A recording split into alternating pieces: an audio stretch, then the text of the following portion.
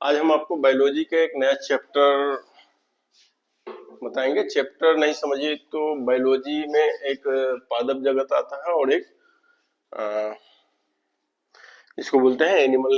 Animal में जिसको रखते हैं जूलॉजी और बोटनी आता है। तो बोटनी का ही एक ब्रांच है जिसका नाम है पादप जगत। ठीक है। तो पादप जगत में हम लोग विशेषतर पौधे के बारे में पढ़ेंगे। ठीक है। तो पौधे भी क्या होते हैं ना कि अलग अलग प्रकार के पौधे भी बहुत सारे प्रकार के होते हैं। मतलब उनके वंशानुगत लक्षण के अनुसार उनको अलग अलग वर्गों में हम लोग बांट सकते हैं। ठीक है। जिसे दिखते तो सब पौधे ही हैं, हरे भरे होते हैं, पर क्या होता है कि सब अलग अलग कुल के आते हैं, अलग अलग कुछ उसमें लक्षण होते हैं। ठीक है। तो उसी तरह पहले देखेंगे हम लोग पादप जगत। पादप जगत में हम लोग देखेंगे मुख्यतः दो तरह के पौधे हैं। मतलब पौधे होते हैं उसमें मुख्यतः दो तरह के पौधे होते हैं। एक को बोलते हैं क्रिप्टोगेमस और दूसरा का बोलते हैं फेमनोगेमस। यानी कि बिना बीज के ये पौधा होगे जिसमें क्या होगा, न फूल आता है न बीज आते हैं, सिर्फ पौधे ही होंगे। और दूसरा आपको देखा गया है यहाँ पे फेमनोगेमस। इसमें क्या होगा कि पौधे में बीज भी आएंगे और अ, फल भी आएंगे और बीज भी आएंगे, दोनों रहेंगे। ठीक है। तो फिर आगे आगे हम जब देखते हैं कि क्रिप्टोगेमस मतलब बिना बीज वाले जो पौधे होते हैं, बिना फूल और बीज वाले, वो भी क्या होते हैं कि तीन प्रकार में बटे होते हैं। जैसे हम नीचे आ रहे हैं कि एक बड़ा सा पौधा से छोटे छोटे उसके क्रम में, तो नीचे में देख रहे हैं कि हम लोग क्रिप्टोगेमस में तीन आए थे। एक थैलोफाइटा, दूसरा ब्रायोफाइटा और तीसरा टेरिडोफाइटा। ये मुख्यतः बिना फूल वाले पौधे के तीन प्रकार हो गए, थैलोफाइटा, ब्रायोफाइटा और टेरिडोफाइटा। थैलोफाइटा में इसका ये दो गुण लक्षण बताए गए हैं। जैसे थैलमस जैसे, मतलब ना ही उसमें डाल होगा, ना ही उसमें क्या होगा कि न डाल होगा और न ही शाखाएं होगी, न जड़ ही होगा अच्छे से विकसित। तो एक थैलस जैसा, मतलब बोला नहीं जाता है कि आदमी का पैर नहीं हो तो एकदम गोल मटोल जैसा होगा, तो उसी तरह से एक दिखाई देंगे ये थैलमस। मतलब उसमें थैलस की तरह होगा। संवहनी तंत्र अनुपस्थित। संवहनी तंत्र के बारे में आपको बता देते हैं कि ये वैसा तंत्र है जैसे आपके शरीर में ब्लड सर्कुलेशन के लिए पूरे शरीर में जाल बिछा हुआ है एक नस का, वो आपका एक तंत्र हो गया, ब्लड सर्कुलेशन तंत्र उसको बोल सकते हैं। तो उसी तरह से इसमें संवहन तंत्र अनुपस्थित होता है। मतलब कोई तंत्र नहीं होता है, ना खाना ले जाने के लिए, न ले आने के लिए, न पानी का उत्सर्जन करने के लिए, बस एक ही मतलब आकृति रहती है उसकी। ठीक है। दूसरा देखते हैं ब्रायोफाइटा। तो इसको पादप जगत का उभयचर कहा जाता है। क्यों? क्योंकि ये जलीय और स्थलीय दोनों गुण में पाए जाते हैं। ये थैलोफाइटा जो है वो आपका मुख्यतः जलीय हो सकता है ना।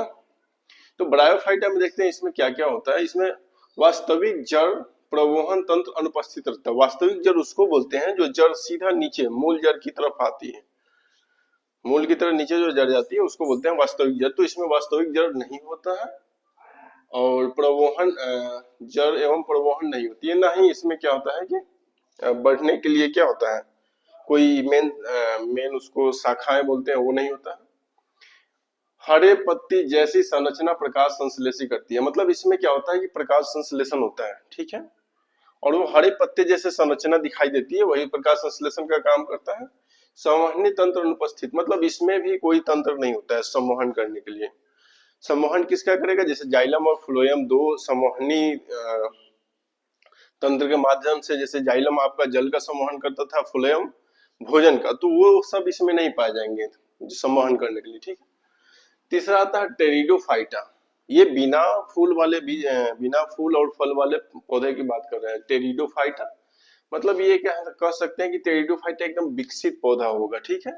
इसमें शरीर, जड़ एवं प्रोहन तंत्र विभाजित होंगे, मतलब अलग अलग होंगे। शरीर अलग होगा, डाल अलग होगा, उसका जड़ अलग होगा।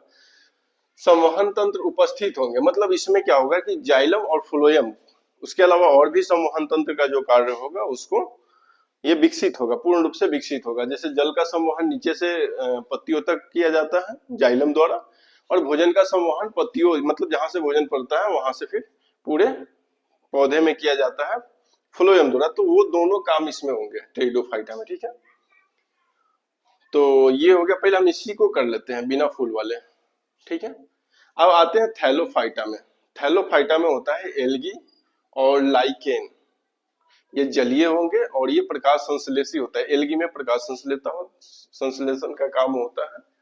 और लाइकेन में क्या होता है कि एल्गी एवं कवक के बीच की सहजीवी संबंध है। देखिए लाइकेन होता क्या है, आपने आगे चल के आप पढ़िए कि लाइकेन का बहुत सारा उपयोग होता है। जैसे आप देखिए कि एसिड और बेस को टेस्ट करने के लिए लाइकेन का उपयोग करेंगे। फिर मतलब खाद के रूप में करेंगे, वैज्ञानिकों अनुसंधान में किया जाता है। तो लाइकेन होता है क्या है, एक्चुअली कवक और शैवाल दोनों के मिक्सचर से जो बनता है, कवक प्लस शैवाल दोनों के मिल के जो निर्माण करते हैं उसी को लाइकेन कहा जाता है। लाइकेन एक तरह से कवक और शैवाल का संबंध है, मिक्सचर है। तो ये खत्म हो गया, आते हैं ब्रायोफाइटा में। इसको मॉस कहा जाता है। ये हरे नम्र स्थानों पे मिलते हैं। जैसे कहीं कहीं देखिए कि नम स्थान जहाँ पे पानी उनी हमेशा लगता होगा ना, वहाँ कीचड़ टाइप का होगा और उसके ऊपर हल्का हल्का हरा कलर का जो काई दिखाई देता है ना, उसी को मॉस कहते हैं। ठीक है।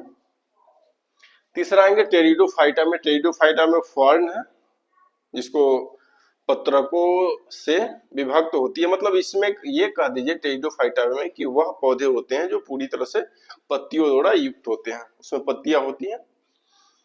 अब यहाँ मेरा खत्म हो गया क्रिप्टोगेमस। अब आते हैं फेमनोगेमस में। ठीक है, मतलब फूल और बीज वाले पौधे। तो इसमें हम लोग देखेंगे कि मुख्यतः दो प्रकार में बांट दिए फेमनोगेमस के। मतलब फूल और फल वाले तो होते हैं, पर वो भी दो तरह में हम लोग बांट दिए।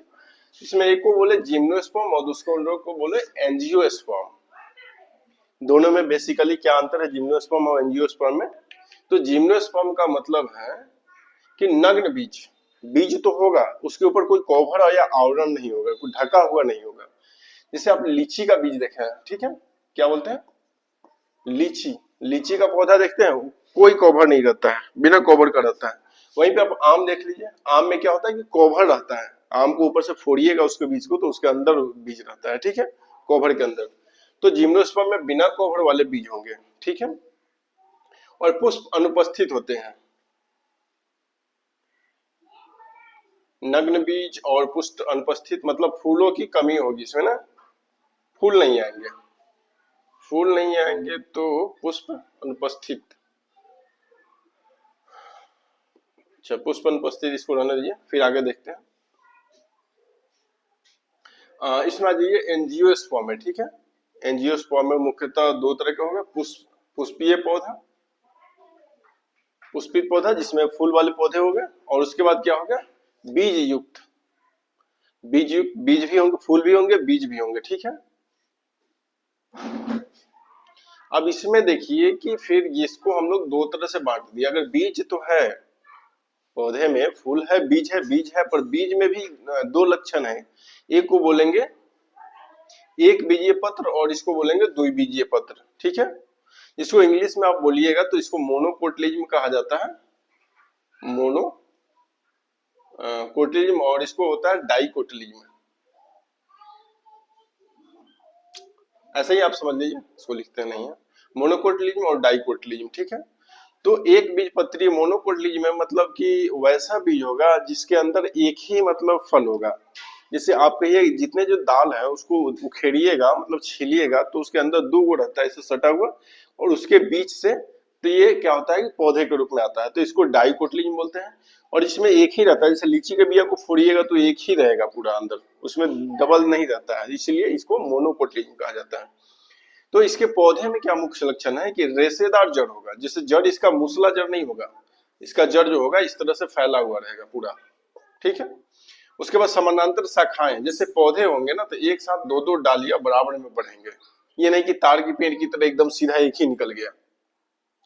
तो शाखाएं भी हो गए बराबर आकार में दोनों तरफ है, मतलब दो डाल एक ही साइज में बढ़ सकते हैं। और उसके बाद कह रहा है कि फैले हुए संवहनी तंत्र। संवहनी तंत्र आपको बताए हैं कि जाइलम फ्लोएम ये सबको संवहन करने वाली, जैसे आपके शरीर में ब्लड सर्कुलेशन करने वाली, वो भोजन को मतलब परिवहन करने वाली, ये सब तंत्र होते हैं। उसी तरह इसमें भी क्या होता है कि फैले हुए तंत्र फैले हुए होते हैं। अब द्विबीजपत्री जिसको डाइकोटिलिज्म कहते हैं, उसमें क्या हो गया कि आपका दो बीजपत्र हो गया, मतलब उसको जैसे बोलिए रहे थे कि आप बीज को खोलिएगा तो उसमें दो दल मिलके बने रहते हैं, उसके बाद अधिमूल जड़ होते हैं, इसमें अधिमूल जड़ भी पाए जाते हैं। तो इस तरह से क्या हुआ कि मैंने आपको प्लांट किंगडम का एक बेसिक चीज बता दिया, पौधे जगत के।